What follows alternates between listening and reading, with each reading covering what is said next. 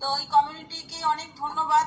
আমি একদম এখন ডিসিপ্লিন লাইফ লিড করছি। আর তার সঙ্গে সঙ্গে এটা শুধুমাত্র হয়েছে এই কমিউনিটিতে থাকার জন্য। ব্রেকফাস্ট আর এনার্জি ড্রিঙ্ক মানে আমূল পরিবর্তন ঘটিয়েছে আমার জীবনে। আর অনেক বেশি এনার্জেটিক হয়ে গেছি, সেফ চেঞ্জ হয়ে গেছে, বডিতে তো চেঞ্জ হয়েছে, মাইন্ডেরও অনেক চেঞ্জ হয়ে গেছে। আর হচ্ছে স্কিন বেটার হয়ে গেছে, হরমোনাল প্রবলেম রিভার্স করেছে। আর থাইরয়েড একদম নর্মাল লেভেলে চলে এসেছে।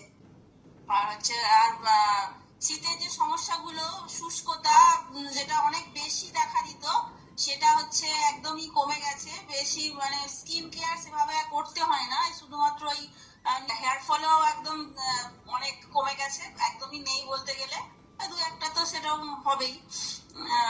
ভালো একদম মানে এখন আমার 40 বছর বয়স।